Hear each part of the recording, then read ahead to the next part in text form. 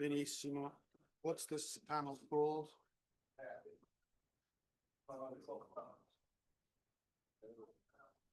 Right. That works. It worked. It worked. Okay. Buongiorno, buonasera. We're doing this in English. Is that correct? Yes. We are doing this in English. Okay, fine. Okay, we are the last panel between you guys and dinner, which means we're going to have to require even more concentration than usual. This is a session on sustainability as a lever of competitive advantage and the future of the European automotive industry. A very big question, which I think which involves 14 million European workers. So quite apart from the question of competition. We are very pleased to have with us today. We have got Giuseppe Collino, who's the managing director and in charge of all things industrial at BCG in Milan. We have Maria Grazia Davino, who seems to be a permanent panelist, if I judge from the last panel, who is the European Regional Managing Director for BYD in Europe. And we have Giorgio Gori, member of the European Parliament and ex-mayor of Bergamo. We are very, very grateful to have you all here. The structure of this evening's sessions will be a presentation from Giuseppe, followed by a presentation from Maria Grazia, followed by what I hope is an argument. All right. Over to you. Thank you. Thank you for having me.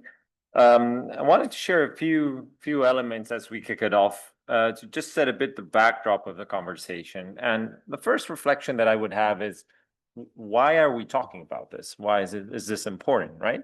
And I think there are two elements to it. There's the element about sustainability, and there's the element which was anticipated that this industry, one in which I've spent 20 years of my life, is relevant. And you said 13, 14 million people.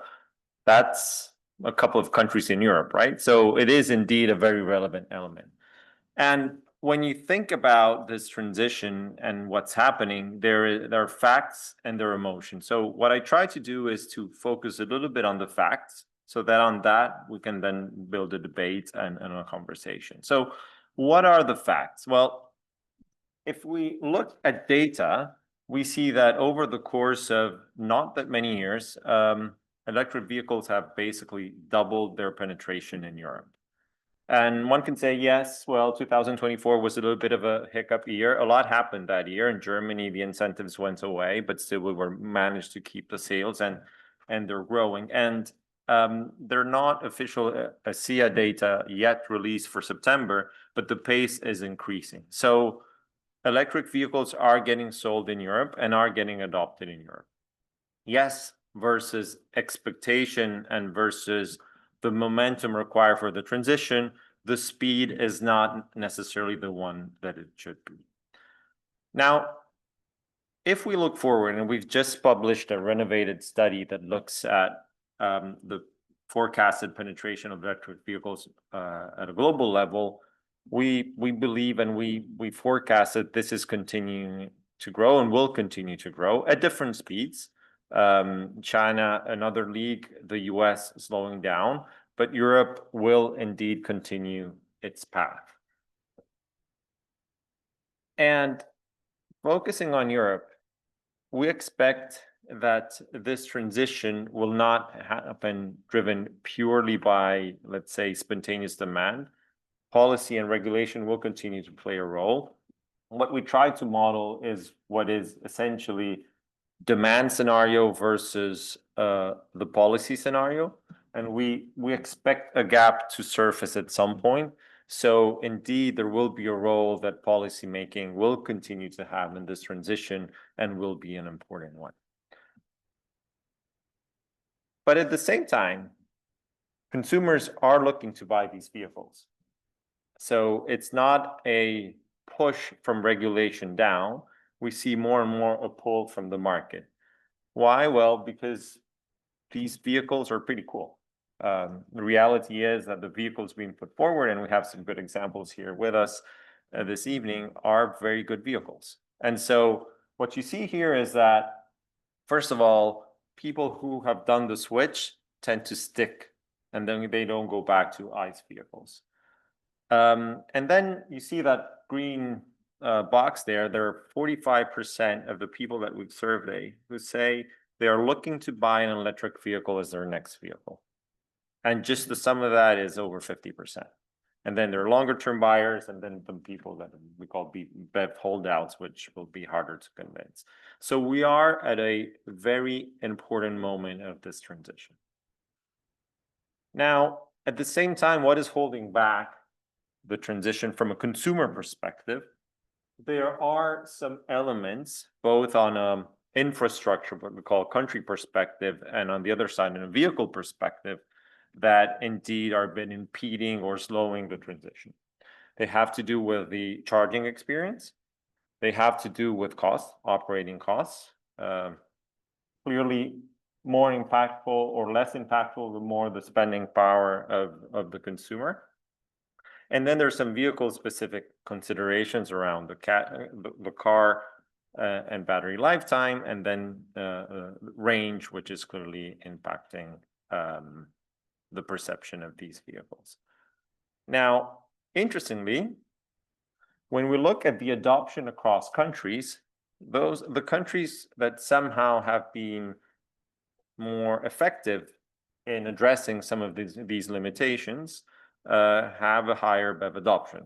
I don't think Nordics have actually managed to solve the cold temperature, or at least not as much, but still, of course, they're in Europe the ones with the highest penetration.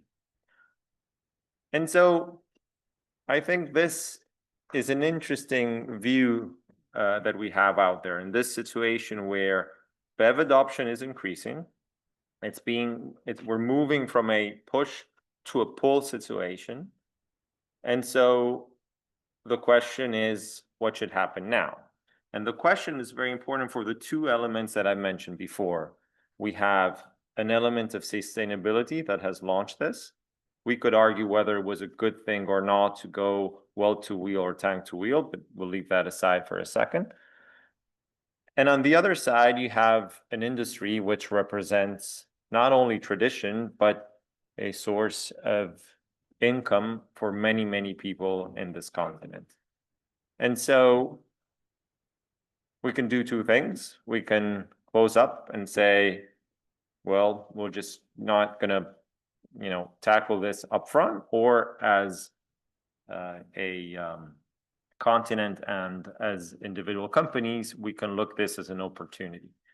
But what is needed, I think, is a role from policymaking in different angles. One, I think that policymaking has definitely to work on overcoming some of the barriers to EV adoption. And this is, we've seen this. I mean, where this happens in China, in the Nordics, and adoption goes at a different speed. On the other side, we need to support companies to really unleash competitiveness. And there's an underlying element, which is not on the page, which I think is a regulatory framework, which is relatively certain and stable, because companies need that to be able to thrive. And when we think about competitiveness, there are different elements that come into play. There's an element about cost competitiveness of these vehicles. If we think about Europe and we look at the value chain of these vehicles, there are elements which are not present, on which we cannot really compete. Battery, essentially. But we can think about different ways in which to work better across the value chain to recover some of that competitiveness.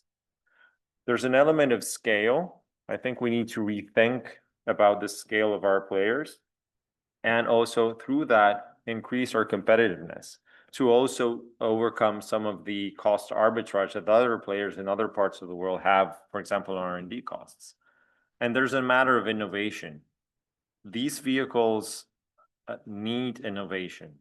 The speed with which development is happening is unprecedented. And therefore, we need to work on this element of competitiveness, which is a little bit on hardware, it's a lot on software. And so this transformation is very relevant. I believe that we are in a city that symbolizes resilience, ingenuity, probably one of the best symbols that we have in Europe of that. And I think we need to think about policy making also in the context of making our industry more competitive going forward. That was just a snapshot of our introduction, and I hand it over. Thank you very much. Thank you. Thank you.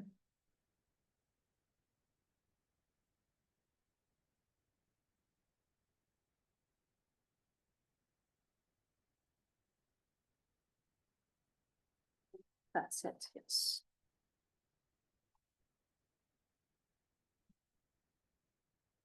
So the company that I represent is BYD, and this is a Chinese global company that is a corporation of technology. So, and the question that I am trying to contribute is about sustainability.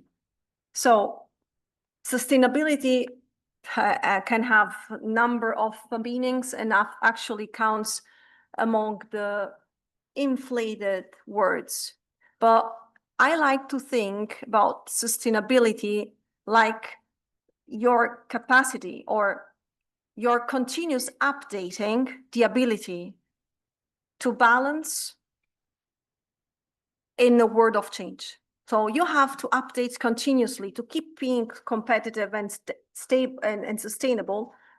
You have to be able to balance in a world of change, because it's all about change. The change is the new rule, and crisis, conflicts at every level, unfortunately, is now the kind of the permanent situation in which we live, and that we have to face also at business level.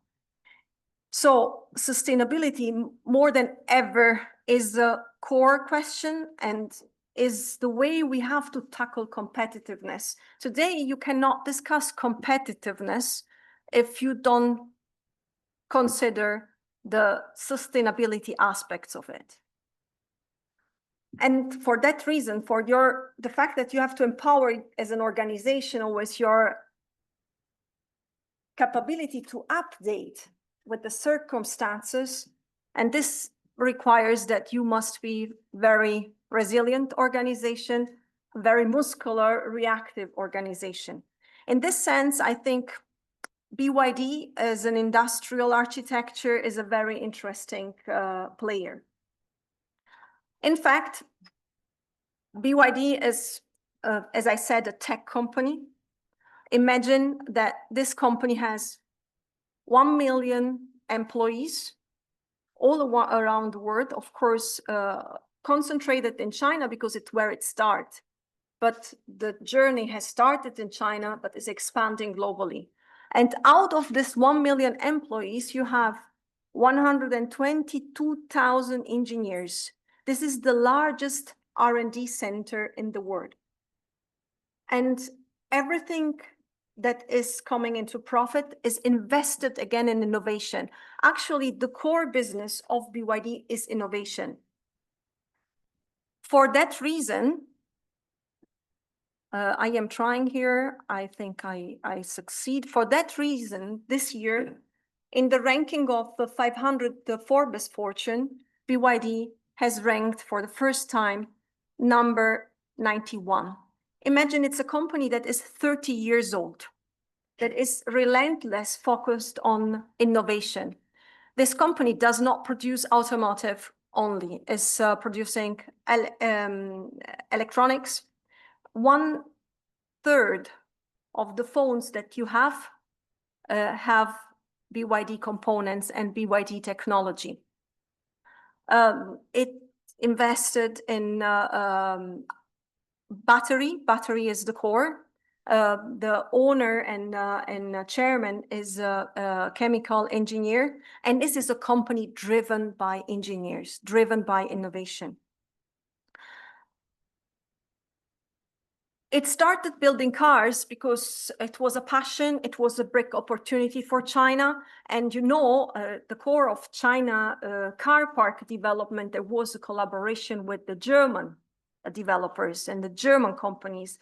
I want to share with you that BYD and Mercedes-Benz were in a joint venture that generated a company called Denza. That is a product that is a high technology product that is requalifying premiumness in automobiles in China. China customers are different. They're more tech-oriented. They demand more technology. And so China has answered that internal demand need and has developed.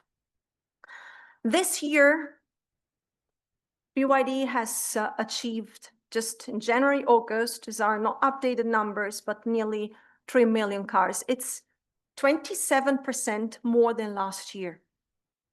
So it's a growth rate that is tackling with respect and with focus an expansion out of China, where I tell you, every market counts, every market is important. So you listed some countries. Interesting, because Italy is at 4%. In Europe, we have Poland, Hungary, Czech Republic, Slovakia. They are at 4%. So the challenge is diverse, and every market is taken very seriously by BYD, and we concentrate on every market like it is Germany. Okay, so Germany counts, of course, important industry, but every market is important. And this also in South America, in South Africa, in Middle East. This is the result. You see, we do electric vehicles, but not only. We have also invented so-called bridge technologies because we have realized that customers and infrastructures and folk is not ready. But folk is ready for hybrid vehicles because they want to try electric, but they still want to stick to their petrol cars or to their diesel technology. And you know, in business, customer is king. And so we had to answer this customer question, and is where we have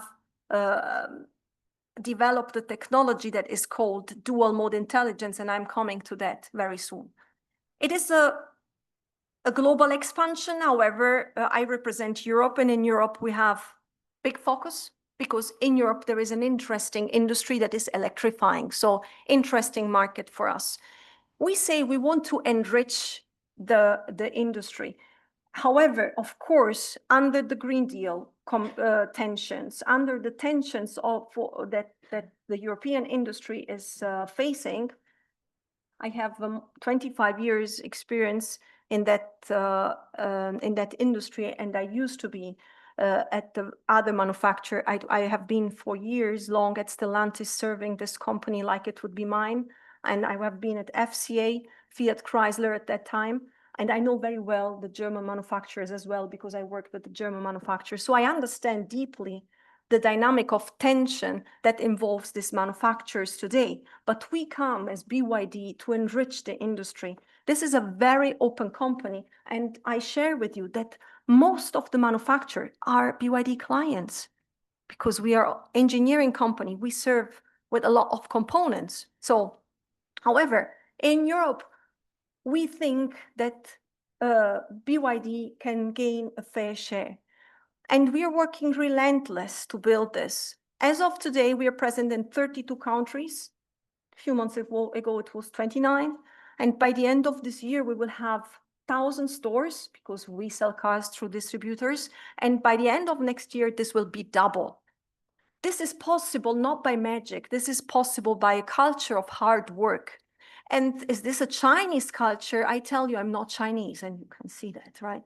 So I am Italian. I work in an international environment, and I am surrounded by people that work hard to make a dream happen. By the way, BYD stands for Build Your Dreams, a nice, very nice name. So we start production in Europe. The commitment to Europe is so important that we will start production in here. Always I get questioned if we start production here in order to avoid tariffs. Of course, you might imagine that the decision to start a plant in a country has been done before the tariff took place. Tariffs and all these dynamics are external. And for me, also as a manager, great learning, we go our way. Sometimes there are tariffs, sometimes there are incentives, sometimes they're not. You have to go with what we call in German Marktgegebenheiten, so what the external factors, right? We will start this factory at the end of the year in Szeged, south of Hungary. Very open, and the company is very open, is without any bias. Where there is the opportunity, we go and invest. The first car we will be producing there is Dolphin Surf. Dolphin Surf is a small vehicle, A segment that sounds like a B. It's a very interesting product. We have globally developed this, so we have high quality product. And as I said before, this bridge technology. Ciao, Francesco. Don't worry. I'm just mind the time, but I am okay. No, I'm not. I'm fine, right? This super hybrid, like we call it, because we don't like the wording PHEV that has been, we could have short parenthesis about the PHEV in Europe. We're not that good in Europe. We kind of kill ourselves. We were the first one having the PHEV, and then we have started saying that this was not good enough and damaging ourselves with the residual value setting and so on. However, let's look at the future. The super hybrid is a dual mode technology. We have to acknowledge that the adoption of electric vehicle is not accelerating like we wish, right? And so we do what? We wait or we cry? No, we answer to problems with technology. And this is a vehicle that is actually containing everything in it. You drive petrol, that's a petrol car. That gives you also an advantage of an electric car. You want a diesel car, this vehicle gives you 1,350 kilometer range. This is efficiency like a diesel. And this is a full electric car because you have 100 kilometer range in the city, you can use it. And it's the best transition, so a bridge technology, because you can start with that, and then if you feel better, you can upgrade to a full electric vehicle. I think this helps the transition. And in fact, in the last decade, hybrid cars have increased 40%. You see, it's not black and white. A transition is a transition. It happens in waves. It happens in steps. So, as I said, this is a company that has fully invested on technology. Every day, this company is producing, per working day, 45 patents application. It's something that is incredible. First time I heard it, I said I was wrong in the math. Instead, I was not. This is the case. And so the fact that we have to decide in investing in technology and continuing steadily investing in technology gives you a competitive advantage. This is a company that is 100% vertically integrated, which is an advantage that Asian companies have. Because they're built this way. We started instead in Europe outsourcing, which is a strategic decision. I'm not discussing this. It's a matter of fact. We started in the 90s outsourcing, and then you start having a part of the research and development in another company, and then you give more power to a supplier and so on. Instead, in this company, you have a fully vertically integrated industrial architecture, which gives you responsiveness, again, the sustainability, so your update and finding the balance in changing circumstances that is immediate. In fact, you have the shortest time to market that actually you have in the industry, and you can change things rapidly. The integration of AI in development, you can give it for granted, and is a factor of acceleration that is mastered very much. I have seen things that if I would not have seen this with my eyes, I would have said it's just a storytelling. But it's not the case. So, and this competitor that I represent today is in the market and is open. We are open to speak with others. We are participating every time that we can, also because they're our suppliers. But it is a very, very open,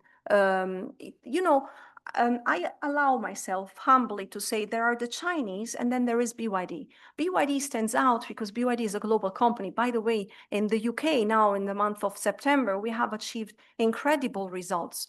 We go faster. I'm concluding. There is a problem of the range anxiety, and people say that it takes too long to charge our cars. This is a briefing, and we answer with technology. Technology is fast charging, flash charging. You can charge 400 kilometers in 5 minutes. So this is how we look at sustainability. You see at BYD, this is an industrial architecture. It's the way we work and is a system of being sustainable and making sustainability a target. We don't have to be exclusive. In fact, we make technology affordable for all. The worst risk is that electrification and green culture builds new inequalities in the society. And this is a mantra, is the direction for us at BYD. And speed is important. It was mentioned by you. Speed is paramount, and speed is sustainable. It requires that you use technology, but you use also a passion for what you're doing. So I am open to your question and to your interest, and it has been a privilege for me to present to you today what this company is doing, hoping that it gives you some interesting insights. Thank you. Thank you, Annie.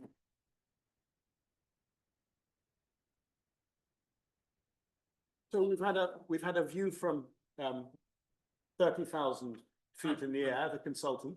We've had a view from really on the ground as you build out BYD across Europe, with your extraordinary experience of having been on either side of this conversation at Stellantis and at FCA earlier. It would be wonderful to get a view from Europe, from the policy side. So if you can give us a snapshot of how Brussels sees. I will try. I will try. Thank you very much. I'm a privileged speaker because I was allowed to speak in Italian, so I will go in Italian. E vorrei appunto provare a darvi un quadro del dibattito europeo su questo tema, perché visto che è stata posta molta enfasi sul ruolo del regolatore e del governo di questo mercato, quello che vi posso dire è che il dibattito è abbastanza lontano da quello che ci avete rappresentato. BYD è un'impresa eccellente e ci è stato ben documentato come funzioni, che numeri abbia, quanto sia cresciuta, quanto investe in ricerca, ma non dovevamo scoprirlo forse questa sera. E invece c'è una grandissima preoccupazione rispetto al mercato europeo dell'automobile. Dati di agosto scorso hanno visto il mercato dell'auto tedesco perdere il 18,5% rispetto all'anno precedente. C'è stata una piccola fiammata di esportazioni che ha cercato di precedere l'entrata in vigore dei dazi degli Stati Uniti, e poi di nuovo però sono emersi tutti i problemi che gli osservatori definiscono problemi esistenziali per l'automotive europeo. E ovviamente il bicchiere può essere mezzo pieno o mezzo vuoto. La tua esposizione lo descriveva secondo me come bicchiere mezzo pieno, cioè sta andando abbastanza bene, forse non con la velocità con cui si era sperata l'introduzione soprattutto del powertrain elettrico, però procede. Io credo che la maggior parte dei cittadini, degli operatori, dei car maker, di chi lavora nel settore dell'automotive europeo, e di conseguenza anche la politica, tende a vedere in questo momento il bicchiere mezzo vuoto, invece. Cioè c'è una distanza molto significativa tra i target che ci siamo dati, ovvero l'azzeramento delle emissioni per quello che riguarda le nuove auto vendute nel 2035, e dove siamo oggi. Forse io sono influenzato dalla situazione italiana. In Italia stiamo al 4%, che è ben sotto la media europea, che viaggia intorno al 15%. Ci sono paesi nel nord Europa, penso alla Norvegia, che sono quasi al 100%, però diciamo sono diversi i paesi che invece stentano. E mi ha colpito nella tua esposizione il fatto che tra gli ostacoli all'adozione della nuova tecnologia da parte dei consumatori non fosse menzionato il prezzo di acquisto, no? Non il costo della ricarica, che è certamente un tema, perché se l'energia costa così tanto, il consumatore non è invogliato ad andare in quella direzione, ma il costo dell'autovettura. C'è una differenza evidentemente tra quanto costano mediamente le auto elettriche europee e quanto invece costano le auto cinesi. ed è per questo che sono stati messi dei dazi, non per altro. Ma sicuramente c'è una barriera all'ingresso che fa sì che oggi l'auto elettrica sia, con alcune eccezioni geografiche, o uno status symbol, per cui chi può si prende un'auto elettrica, compra una Tesla o non so cosa, o una seconda auto in famiglia, dove la prima auto non è un'auto full electric, può essere un'ibrida, può essere un'auto modernissima, ma non è un'auto elettrica. La seconda auto che invece circola in ambiente urbano, quella può essere elettrica. Ma capite che il bacino dei potenziali acquirenti che abbiano queste caratteristiche è un bacino limitato. Tant'è che, come vi dirò, poi si sta ragionando invece su come allargare la platea, cercando di portare sul mercato delle auto che costino significativamente di meno. E le ragioni di questa situazione così critica, che ha visto perdere 55.000 posti di lavoro negli ultimi 2 anni solo in Germania, e la Germania è la capofila dell'automotive europeo, anche tutte le filiere della componentistica italiana lavorano principalmente per la Germania. Lavoravano molto per la Fiat, poi oggi abbiamo un problema che si chiama Stellantis, di cui non andrò a parlare, è un problema nel problema Stellantis.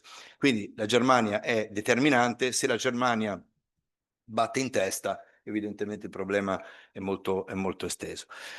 E sono delle ragioni abbastanza strutturali, io temo, cioè c'è un tema di costi, di costo dell'energia in Europa, non ne parliamo neanche in Italia, c'è un tema di chiusura del mercato cinese, che è stato per tanto tempo lo sfogo per i produttori europei, soprattutto tedeschi, che avevano molto investito su quel mercato, ma oggi la globalizzazione porta la Cina ad essere protagonista non più soltanto nella produzione e vendita al mondo di una manifattura di livello elementare. Stiamo parlando di super prodotti di grande complessità tecnologica, dove c'è ricerca e innovazione. E nel frattempo si è creato un mercato, cioè una classe media in quel paese che ha una capacità di acquisto enorme, vista la sua dimensione. Il terzo fattore è la sostanziale chiusura del mercato americano. E quindi queste tre cose messe insieme determinano una crisi che non sarà, secondo me, facile rimontare, atteso che c'è un ritardo tecnologico di, qualcuno dice 10 anni, 2 generazioni. Noi dormivamo, probabilmente noi europei, mentre i cinesi, soprattutto nel periodo del Covid, hanno fatto un passo avanti strepitoso. E stiamo parlando solo di powertrain, cioè soltanto della trazione, ma c'è l'altro aspetto della innovazione tecnologica che forse è ancora più disruptive, che è quello che trasforma l'automobile in un dispositivo digitale di connettività estesa. Io non so quando noi saremo in grado di mettere sulla strada davvero auto autonome in Europa, in un numero in una forma che non sia solo sperimentale, ma certo c'è un forte ritardo anche in quella direzione.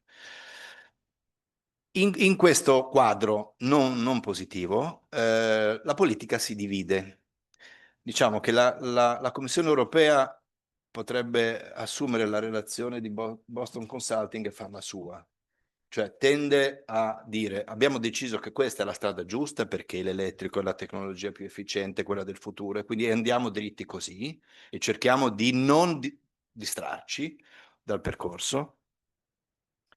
Una parte dello spettro politico, che è quello che ha promosso il Green Deal e tutta questa grande spinta verso la sostenibilità, cioè la parte diciamo dei socialisti, dei liberali, dei verdi, tende a tenere questa posizione, ma c'è una parte molto rilevante dello spettro politico che invece ha assunto una posizione molto critica nei confronti di tutta questa impostazione che la Commissione europea ha dato al tema ambientale / industriale.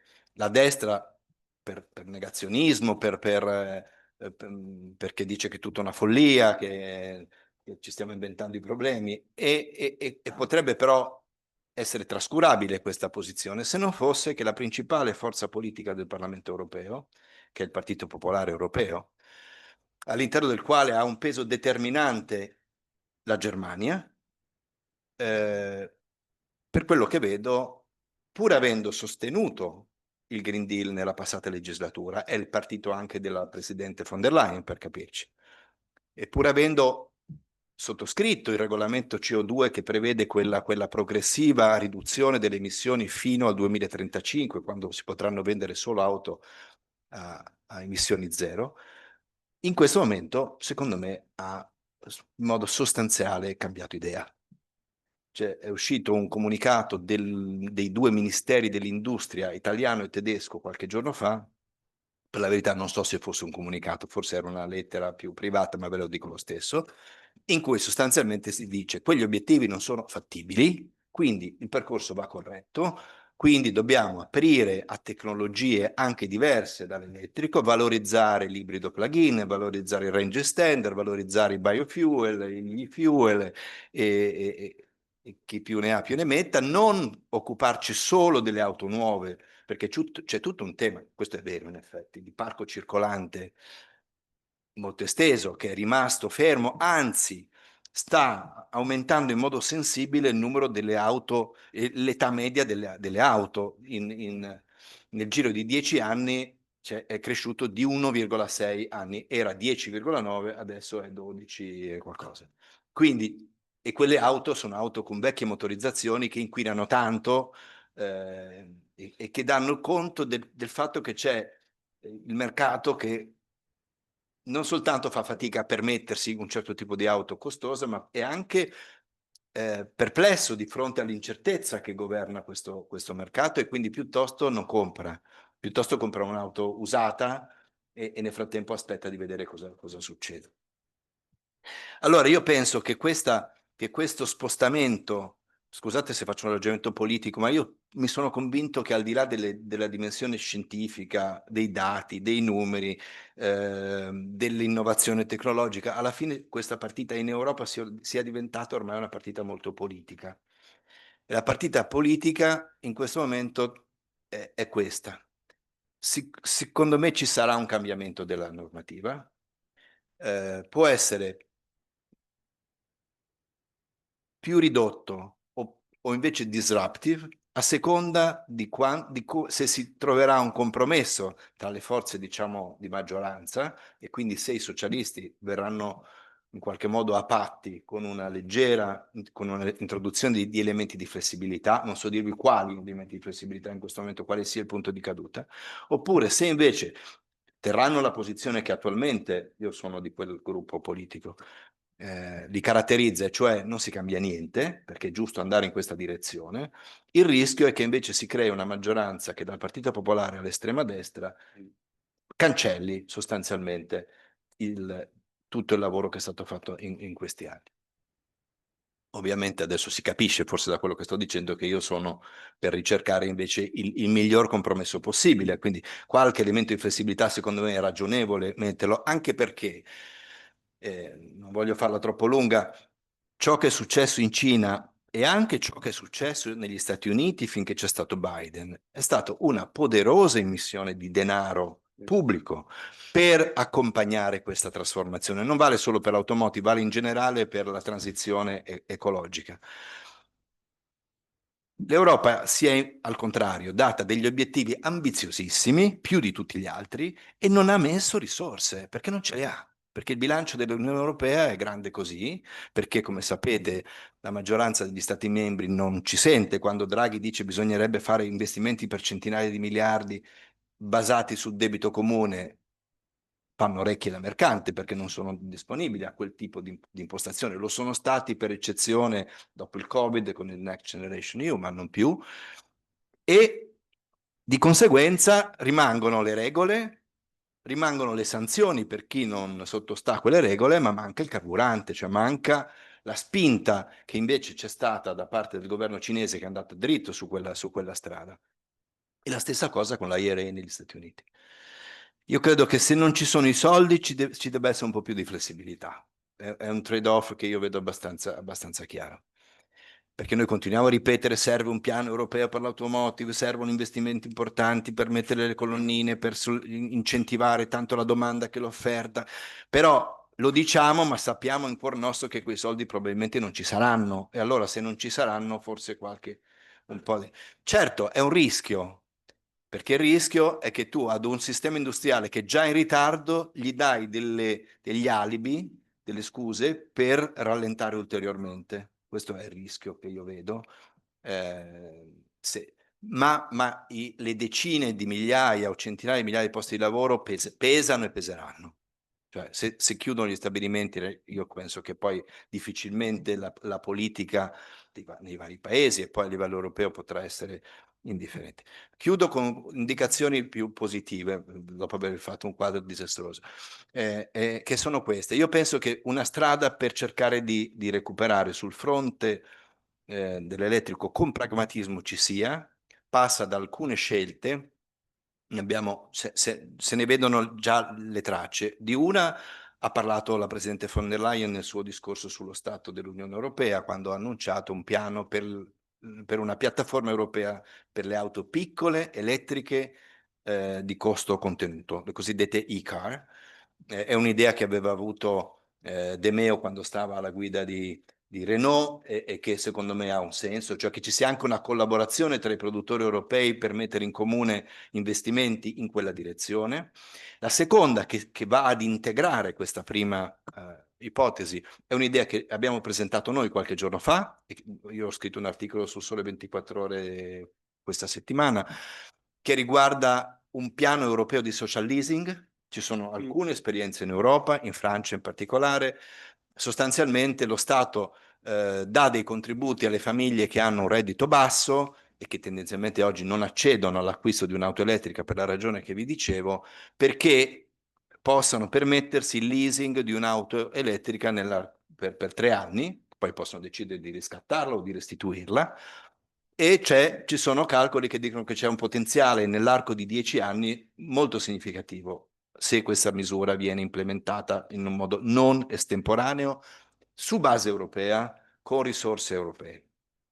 La terza voce è un lavoro sulle flotte aziendali, perché le flotte aziendali valgono circa il 40% del venduto e se anche qui di nuovo è una questione di quanti soldi abbiamo ovviamente da spendere, però un incentivo perché le flotte aziendali vengano elettrificate, secondo me può avere un riscontro molto significativo in termini di noi. Questo per dire che non tutto è perduto.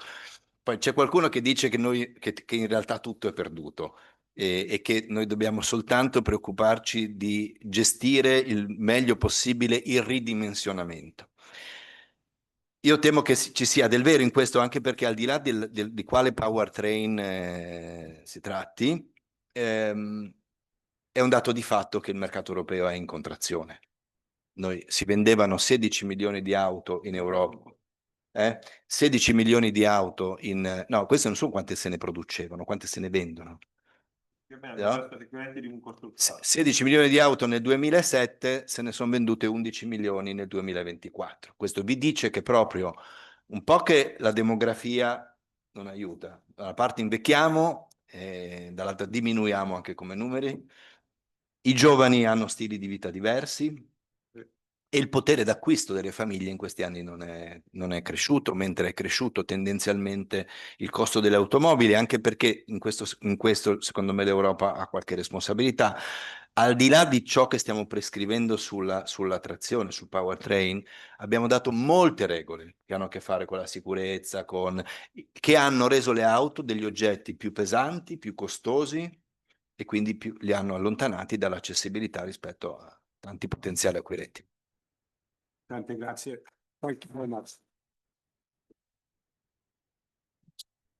I think all three, that was fascinating, but what you pose here is a question is, before we get to working out whether sustainability can be a lever for growth in the automotive industry in Europe, there are a whole raft of other issues which are systemic to the European car industry, which also need addressing.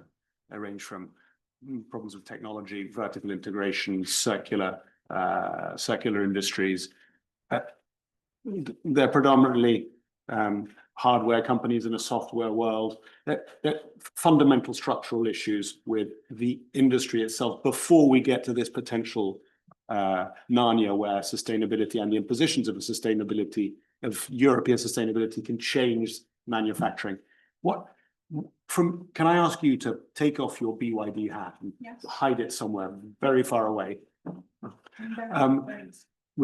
Thank you, and give us some sense of what you feel from a European perspective, some of these, before we get to sustainability, before we get to the question of how we can build a beautiful future, what are some of the fundamental systemic issues that you see faced by the industry? No, thank you. This is a great question that allows me to address it independently from the company I work with. So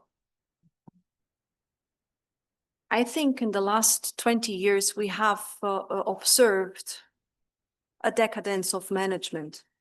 So management has become poor, has become more mediocre, unable to face a challenge, unable to make decisions that are forward-looking. I can, of course, decline this and with arguments as not generic statements. The second thing is that probably also because of regulations in Europe, we stopped collaborating because we can't talk. I can't speak with Volkswagen as a Stellantis or a Fiat. When we have the Chinese walls between the companies, and this did not help us in growing together as an ecosystem. And this is, for example, a topic that now, beside the regulations, we are spontaneously tackling because it's normal and it empowers an ecosystem. In fact, we were divided.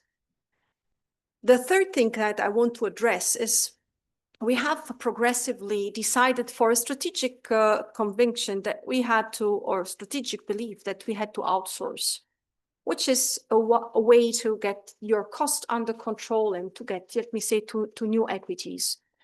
However, the way we have managed the supply chain is really, really very, very old-fashioned. We have had a top-down management squeezing the supply chain and not helping the supply chain in integrating. Now, I just mentioned these three, but you of course tackle something that is much larger, okay? Let me mention the fourth thing. The predominant role that banks have acquired in the process of automotive. You see that who made the money? The money is made by the leasing companies that have grabbed the majority of the volumes, and they are the ones that are making the money. And in that place, a part of the margin gets trapped. Nobody speaks about it, and I do this unofficially, let me say, out of my duties. But that's a topic that no one wants to go and calculate. Now, these four things are issue, but I want to be positive because I force myself as an intellectual effort to be positive. I can report to you that the German manufacturers are reacting.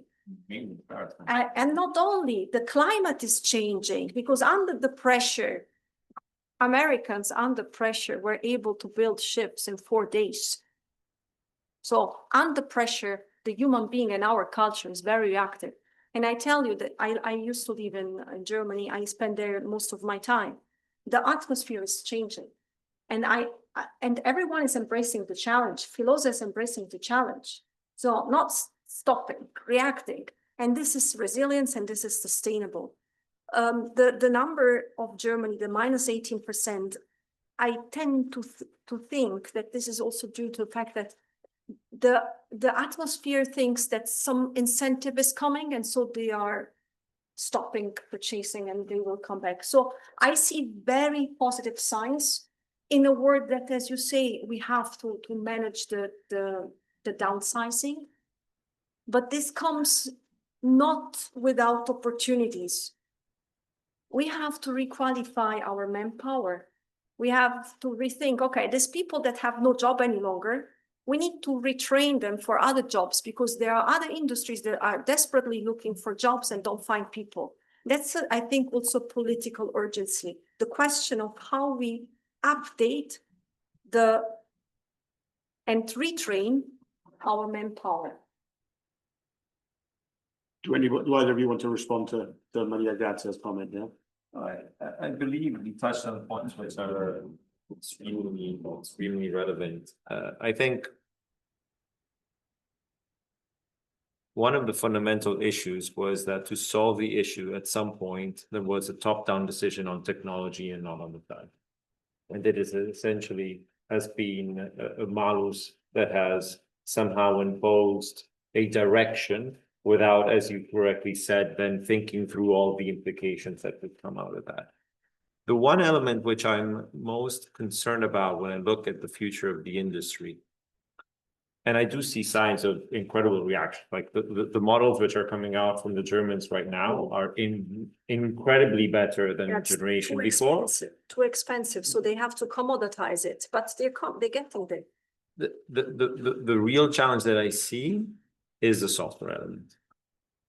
This, I think, even more than the hardware, is what I feel that, and I've worked, I was before a consultant, I was an engineer, I used to build cars.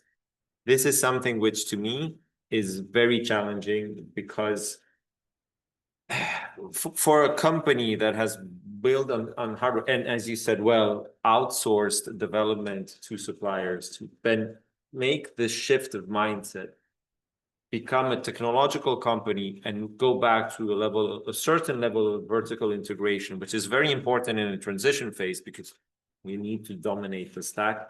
This is extremely difficult. May I react on this impulse? Because I work with Chinese and they are great engineers and they're passionate about engineering. When they come to Europe, they have such a respect for European engineers, and they very much respect the relationship with the universities. And I think universities that are great in Europe, from the extreme south of Europe up until the extreme north, we have great infrastructure of university. And here I think we should lever for the development power on software. It's a lever that we claim, we say we have it, but we are still unable to use it. And I testimony it because it happens to me in real life. I love some engineers, but I don't know even how I start this collaboration. But politics and you guys, you're very important stakeholders in consulting. I think that's an unexploited lever for Europe.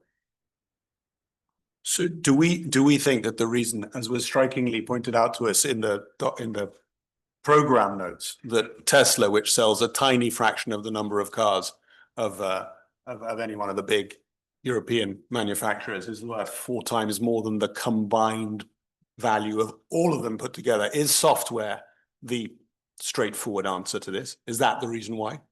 And if it is, and I come to the double question, if it is, then what do we do about it?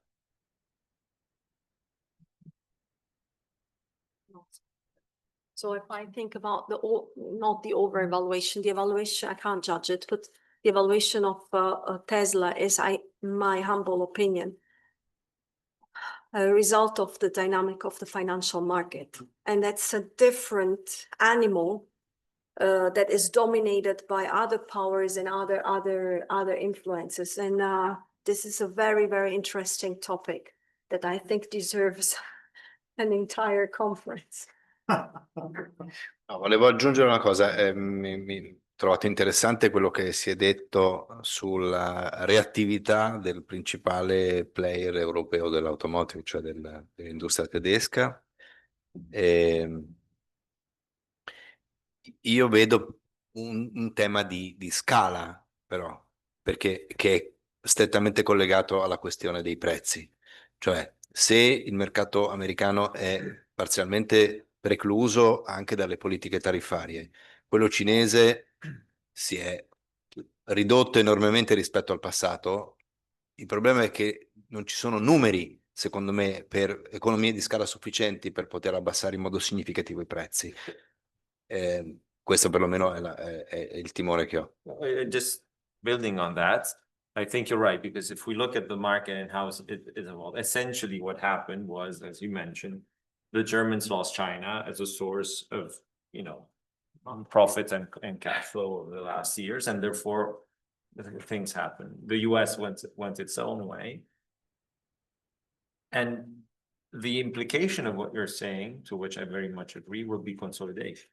But the point is, I think as Europeans, we have to allow and foster that also acknowledging that the way we look, rightly so, at competition and antitrust, which is very important, but I would encourage us to look at it at a global scale and not at a local scale, because otherwise we're sort of self-imposing another issue on ourselves. I completely agree with this. Thank you, because the consolidation has to have a strategy that is a global strategy. And in fact, let me be brutal, if you put together Peugeot and Renault, what you do? It's not strategic. You have to put together animals that become stronger and become more relevant, and then have a larger scale. It's evident what you say. Now Bosch has announced 12,000 deeps. Huh. And it will start now, but Nestlé did as well, 16,000 yesterday. So it's something that our economy has to start facing. Il problema è che l'automobile è così fortemente radicata nella storia dei paesi europei, per cui è anche motivo di orgoglio, cioè è una bandiera. Noi italiani abbiamo mai fatto i conti col fatto che le bandiere le abbiamo ammainate, no? I tedeschi no, i francesi neanche, quindi io credo che non sia tanto facile promuovere questo consolidamento che io ritengo assolutamente necessario. E come dicevi, c'è anche un tema di diverso passo rispetto a come si tratta il tema dell'antitrust in Europa, però, perché noi abbiamo fatto politiche negli anni scorsi tutti a vantaggio dei consumatori, con l'idea che più competizione c'era nei singoli paesi, più i prezzi sarebbero rimasti bassi e i consumatori ne avrebbero avuto un vantaggio. Il risultato è che abbiamo dei nani rispetto alla scala a cui bisogna invece arrivare se si vuole essere competitivi sul mercato globale. I'll wrap with one last question, I think, which is around the. C'era forse una domanda là. Ci sono tante, ci sono 2 o 3 domande che faremo, però finisco con la mia, which is from a regulatory perspective, I'd be interested in the three of you's view as to what 1 or 2 key changes might be made, could be helped by a European framework for European car manufacturers, sustainability, and growth in this market. 1 or 2 recommendations. One, if we could go to well-to-wheel, not tank-to-wheel, that would be amazing. And the second one is, let me put it this way, embrace a bit more a common law spirit and less of a Roman code spirit, and not trying to regulate everything that needs to be done, but giving targets and allowing the industry to thrive. Maria Grazia.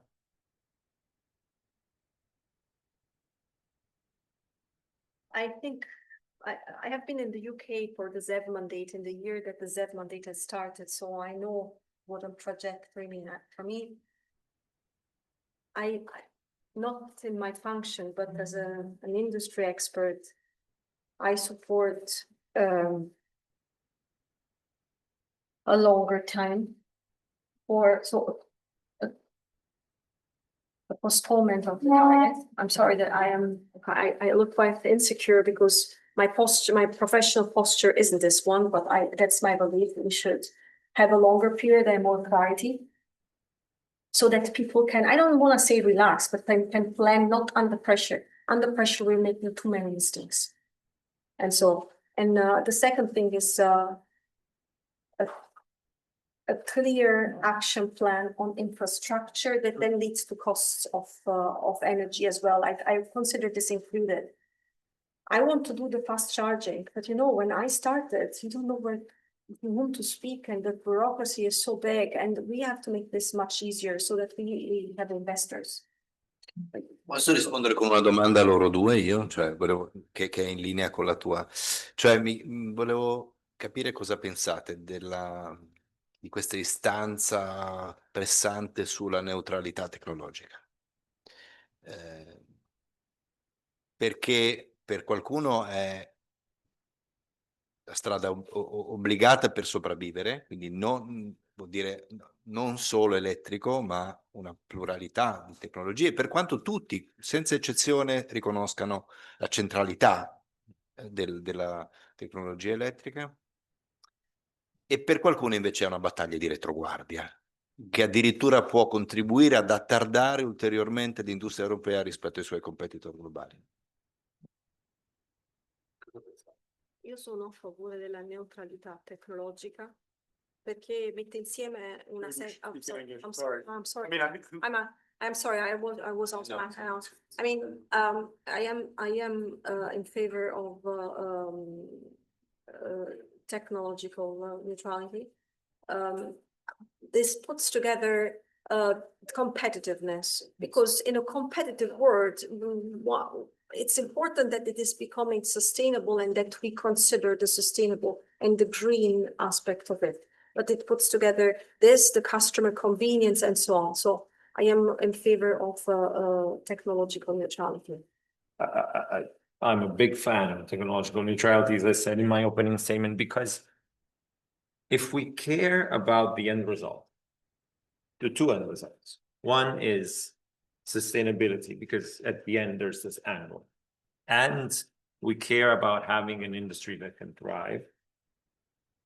Let the industry find the solution to the problem.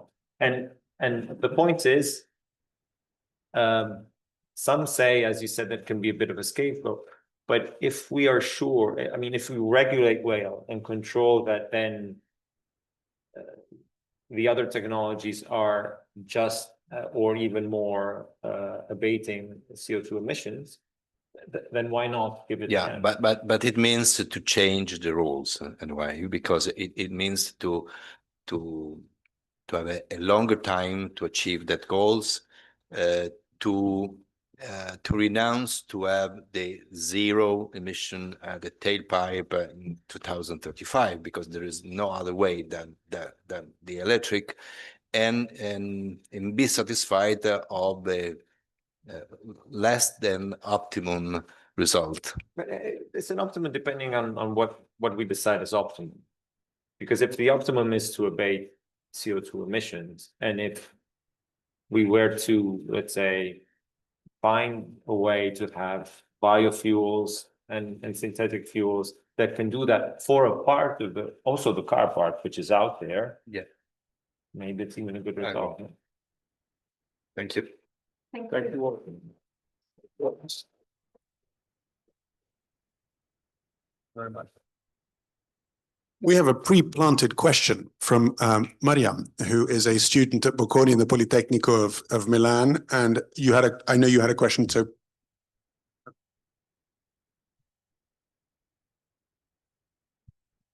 Okay, thank you. We are here in the conference as students presenting a project of autonomous driving, and we use a concept of Toyota e-Palette. And I'm currently doing an internship at Toyota Manufacturing Motor Europe. So basically, my question is more referred to PID. So, like, why bringing yourself to Europe not as an innovator driving, of course, but do you find that the market is a bit challenging? And for the consumer perspective, especially like in Italy and maybe like in Southern Europe. And then I have another question is, why did you not try to bring a mobility as service in Europe? Why did you not try to be one of the first company that rather than bring cars here, try to bring a new service here? Because I think what Tesla has achieved was try to be the first one to try to give a new experience, because I think nowadays is a lot about experience and service rather than the concept of the car. So I think this is just question that always writes me when I think about PID, because I think they have a lot of potential to do the change, but I'm not understanding why they choose to do this type of change. So if I understand the question is, you see that BYD had the way to market that is rather traditional compared to what you expected, right? That's what I understand. I disagree, but I have to give you some more information. The products of BYD look like cars, right? And they are exactly like a Toyota or like a Fiat car or like a Mercedes from the outside. In fact, the technological content of these vehicles is not the same. BYD cars have a high level of technology in there that is both in the digital architecture of the car and the efficiency of the engines.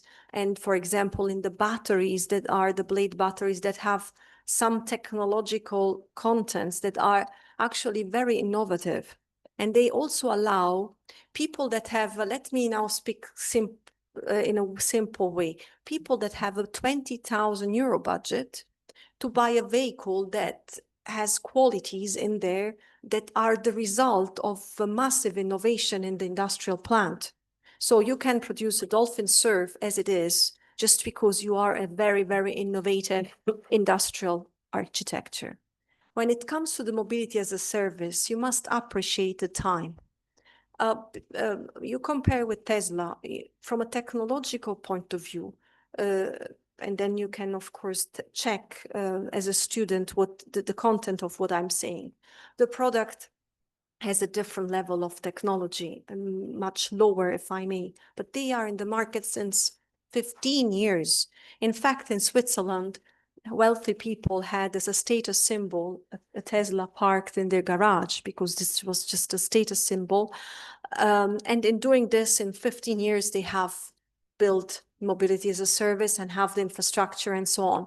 BYD has just arrived.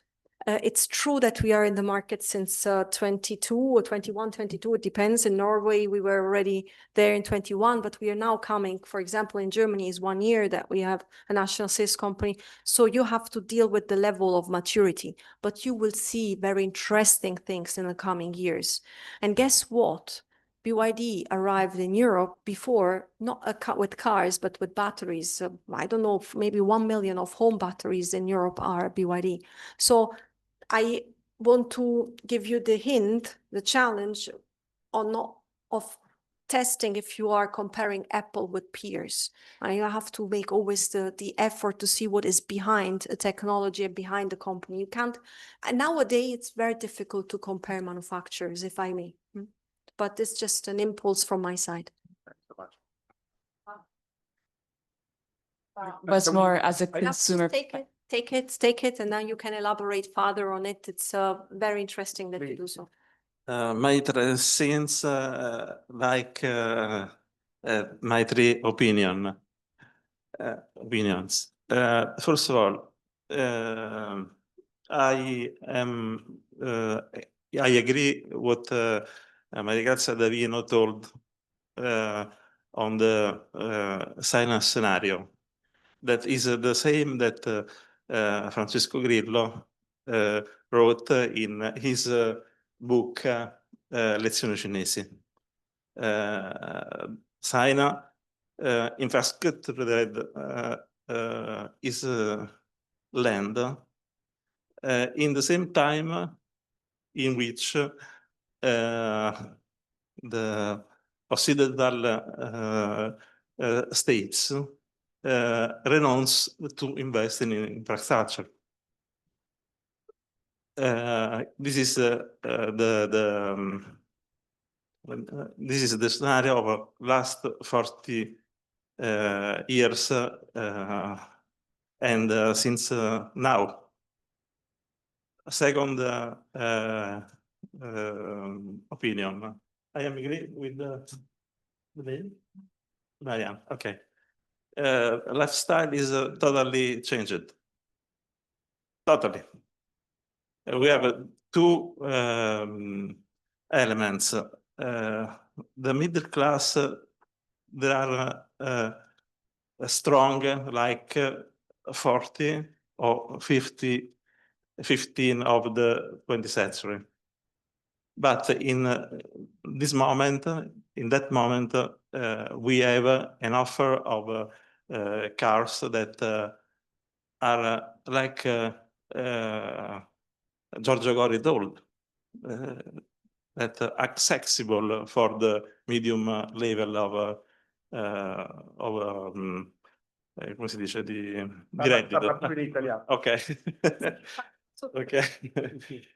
Quindi diciamo, in quel periodo sostanzialmente noi avevamo un'offerta che era, diciamo, di accompagnamento all'esplosione della domanda, con la differenza che si facevano figli e oggi non si fanno figli.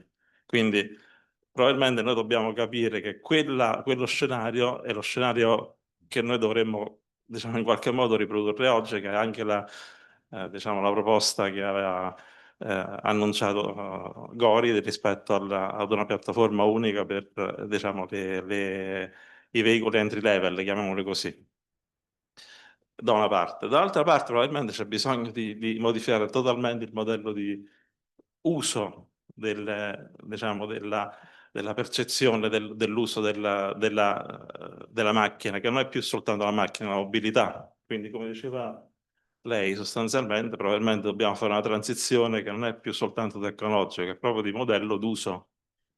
Però questo lo fa la distribuzione. This is there però are io non- mobility providers that do that. So we produce cars, and then there are the mobility providers that give you an appointment, so you can use it as a.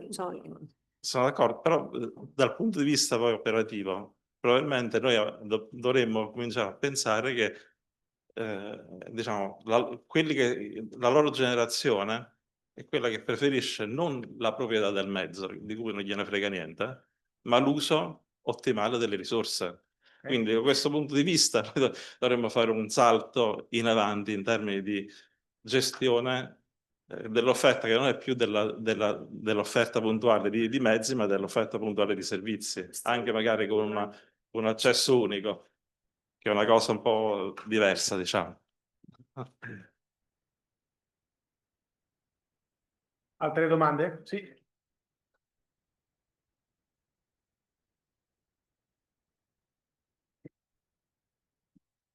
In italiano o in English? Chi qua non parla l'italiano? Cannot answer that. If he doesn't speak Italian. That's fair. I'm a genius, exactly. In italiano. In italiano, ok, ok. Allora, una breve premessa, cioè, è veramente è stupefacente come diciamo, che il mercato dell'auto europea, in generale, ma in particolare europea, sarebbe stato in crisi è noto da 20 anni, perché la demografia, l'urbanizzazione che porta a un meno domanda di auto, perché se si vive in grandi città ci sono altri mezzi, e come è stato ricordato la propensione all'acquisto da parte delle nuove generazioni sono anni. Mi sembra, mi ricordo anni fa lessi un report di Boston Consulting che diceva che quelli sotto una certa età non erano interessati, e se vi ricordate una famosa lettera di Sergio Merchione, Letter of a Capital Junkie, che diceva che l'industria non aveva, praticamente non riusciva a mantenersi. Tutto questo è noto da 20 anni, adesso si dà la colpa al Green Deal, che è veramente molto interessante, no? Quando è stato detto prima dalla dottoressa, in realtà è stato un failure del management. Detto questo, se si vuole recuperare il settore, una domanda a tutti e tre, forse la ricetta, diciamo, ce l'abbiamo già, emulare quello che ha fatto la Cina. La Cina che 30 anni fa non erano in grado di produrre, andavano tutti in bicicletta. Adesso, se voi andate, appunto, come sappiamo, producono le automobili più moderne possibili, no? Con altissimo contenuto tecnologico e a bassissimo costo. La cosa interessante, pongo la domanda, forse quindi oltre questa è guardando la Cina, se uno guarda le prime 10 modelli venduti di auto in Cina, quasi la grande parte, BYD, Geely o Tesla, sono case che 20 anni fa, se c'erano, producevano tutt'altro. Cioè, sono case che si sono evolute molto recentemente. Mentre altre marche che forse qualcuno avrà conosciuto, tipo qualcuno si ricorda della Great Wall, che era una joint venture tra General Motors e un locale per facevano macchine tradizionali. Adesso sta fallendo. Se inizio guardiamo la classifica europea, l'ho guardata anche adesso, nelle prime 10 auto, marche, con l'eccezione di Tesla, sono tutte marche che sono in giro da qualcuno addirittura più di 100 anni, tipo la Renault, no? E addirittura diciamo, la proprietà è la stessa, sono delle grandi famiglie, la famiglia Pich per Volkswagen e così via. Quindi la domanda che faccio a tutti, forse in particolare all'onorevole Gori, è: se noi vogliamo salvare l'industria, o meglio, vogliamo salvare l'industria o vogliamo salvare gli incumbent che ci sono adesso, o meglio ancora i loro azionisti. Perché questa è una scelta, perché diciamo, se noi vogliamo salvare le fabbriche di auto tedesche in Germania, cioè in Volkswagen in Germania, forse è molto difficile. Se noi vogliamo salvare l'industria europea, spostando dove c'è, magari l'energia costa meno, in Scandinavia, in Spagna, lo stesso in Francia, forse il discorso è diverso. Commento più che risposta, no? Commento più che domanda, no? Mi sembra che sia più facile a dirsi che a farsi quest'ultima cosa che proponevi, cioè quella di dire al netto di chi oggi detiene i mezzi di produzione e dà lavoro a 14 milioni di operai, lasciamo pure che quegli operatori vadano dove devono andare e noi immaginiamo di far nascere altri produttori in altri luoghi con altri lavoratori. In linea teorica credo che sia un ragionamento condivisibile, poi in pratica mi sembra un po' più difficile da gestire. Rispondo anche all'altra cosa che dicevi, cioè perché non facciamo come ha fatto la Cina? Allora, la Cina ha fatto delle cose difficilmente eguagliabili, secondo me. Dietro al primato nella produzione di automobili ci sta un quasi monopolio su tutta la filiera che dà luogo alle batterie, sapendo che le batterie sono l'anima e la gran parte del valore delle auto di nuova generazione. Cioè, non credo che sia facile riprodurre il predominio che la Cina ha sulle terre rare e il quasi monopolio sulla raffinazione di queste ultime e via così, né penso, anche se sarebbe secondo me molto auspicabile, che sia brevemente replicabile quell'ecosistema STEM che la Cina ha realizzato investendo moltissimo nella formazione scientifica dei propri giovani, che fa sì che dietro questi miracoli industriali ci sia però una quantità di intelligenza, di talento, di competenza scientifica che l'Europa onestamente in questo momento non è in grado di sviluppare. Sì, tardi.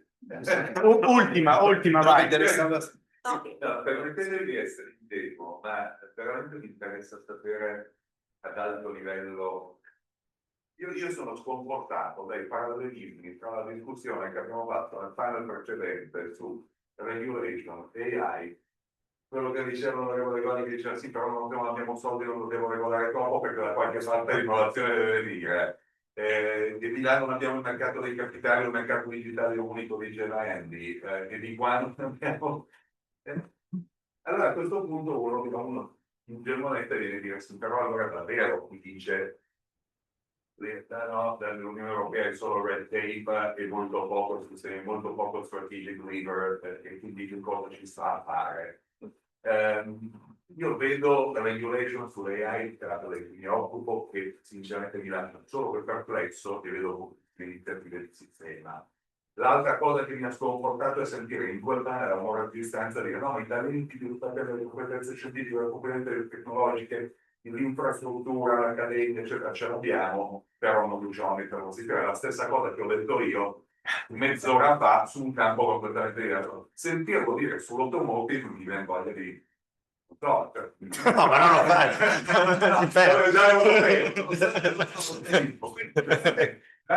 lo c'è una opportunità che a livello di policy making e di vantaggio competitivo in Europa possiamo fare da quello che sembra essere una serie di pattern comuni di ahimè fallimenti strategici, perché uno mette 2 più 2 para precedente questo e il pattern è drammaticamente un po' quello che vi assicuro che io non ero così pessimista prima.